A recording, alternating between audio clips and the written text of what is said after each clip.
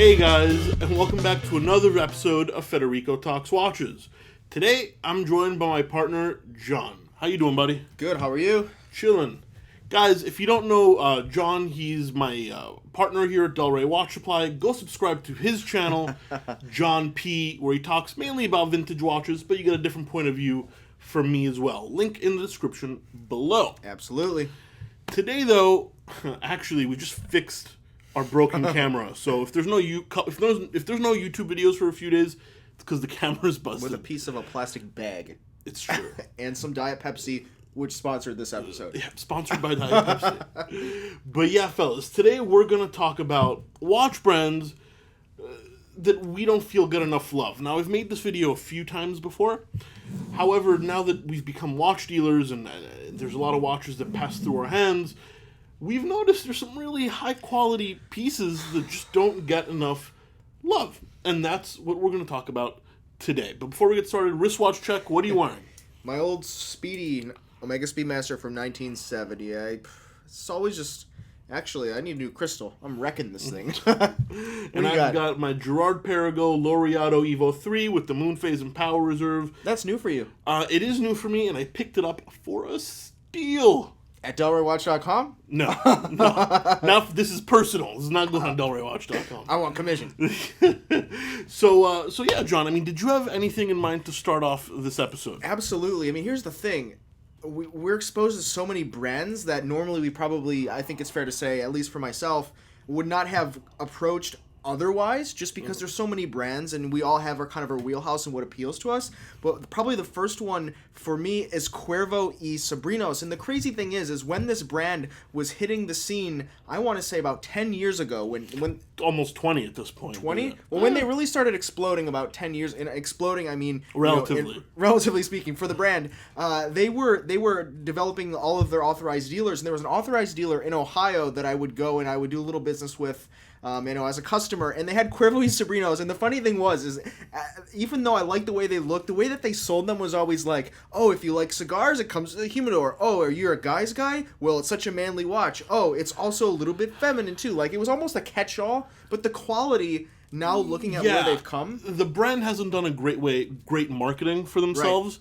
Right. A brand with, basically a famous Cuban AD. They used to sell Patek and Rolex, then started making their own watches. Go check out their website for their marketing. And it's sharp. But here's the thing, right? Cuervo y Sobrinos doesn't claim to do something they're not. They're not in-house. They're mainly Salida and Atta Movements, but what they specialize in is case manufacturing and design. They use crazy colors, interesting case finishes, great dials, and you know what? Most of the time they can be had for quite a discount. And I think for the price point, while it's certainly not Patek Philippe, you get a fantastically styled watch full of attention to detail. And full disclosure, we do sell quite a few of them, okay? So, I mean... For just reasons. I want people to know this, but, it's because the quality is really there, and I think people sleep on the brand a little too much. Breitling would charge $10,000 for this, and this is Breitling quality. And what is better than Breitling? And what do you what does this go for? I don't know. This is at Del Rey Watch. Well, we haven't priced this out. This is going to be under $3,500, brand new, never worn, box and papers, and with a retail price of somewhere around $7,000-8,000. It's a brand that if they were a little bit smarter in their marketing efforts, could really appeal to more people, because the people that do see it, they don't know what it is, but they find it super quality. Interesting, and it's such a cool watch. That's very well said. Well, what else do you have on your list? Because I know you have a big list. I do, and actually, I'm going to go with something I just personally bought myself, and that is Girard Perregaux. One of my favorites.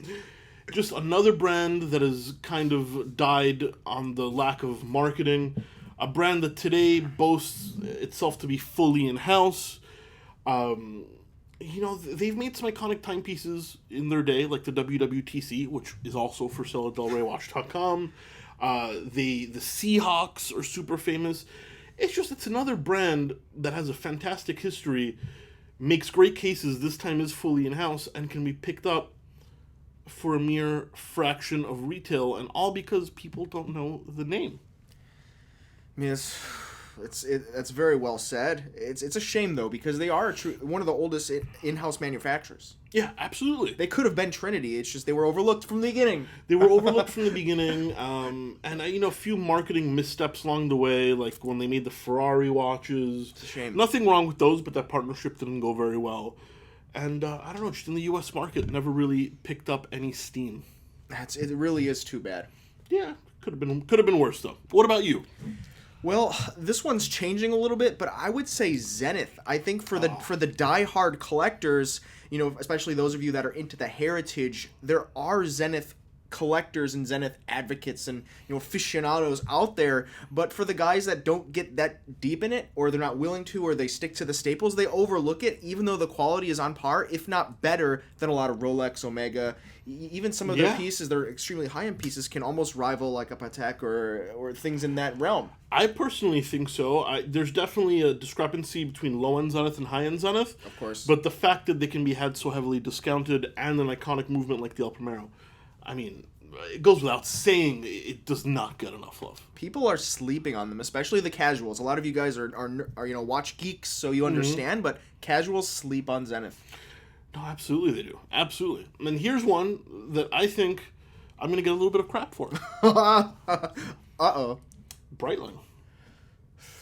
That's a recurring theme.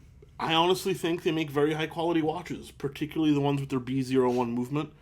In-house chronograph watches, 500 meters of water resistance in their Chronomat line. Iconic manufacturer that unfortunately has kind of lost its way a little bit and now is heavily discounted and can be found in places like TJ Maxx. It is sad to see that, but doesn't Hans have some pretty good commentary on the B01? Yeah, Hans was actually working at Breitling when that watch first came out. We'll have to ask him about it. Few teething problems with that movement, but every new movement has teething problems. I just honestly think Breitling makes a very high-quality watch, and people are almost talking about them as a department store brand, and I don't think that's quite fair. It's definitely unfortunate. Yeah, absolutely. Anything else for you? Ooh, Ulysse Nardin. I mean, I think it's fair to say that a lot of them are especially the older Ulysse Nardins, are not quite where they are today. Today they do actually make a very superlative watch, but back in the day they kind of pump and dumped a few things, I want to think. What do you think about the brand? I quite like them. I think they're handsome. I think they make different stuff. They're super high-end, like the Freaks and the Minute Repeaters. I don't know, great watches. And I think they can be had at a great discount to where the price doesn't reflect their quality. I think their quality They're in-house now as well? Mostly, yes, sir. They have in-house, which was one of the biggest gripes collectors had with them. Which, in-house doesn't necessarily mean better than ETA, but they make a decent in-house movement, that's for sure. Teaser, that's going to be a topic in my video I'm releasing today.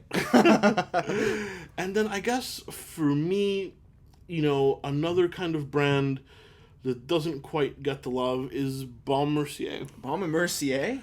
Listen, once again, not in-house. Well, they do have a quote-unquote in-house movement, a shared movement now, and their lower-end watches are not the best, but I think their designs are fantastic. The Clifton and Capelin collection, completely overlooked. The Flyback? The Flyback, one of the most beautiful watches out there, and just another brand with shitty marketing, man. And overpriced retail prices, but underpriced on the pre-owned market.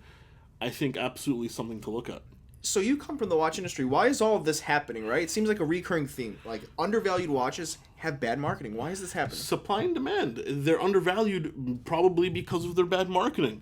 Baume Mercier was doing this whole, Hamptons motif. Who are they hiring for marketing, though? You know them. Actually, I do know them. But, not every...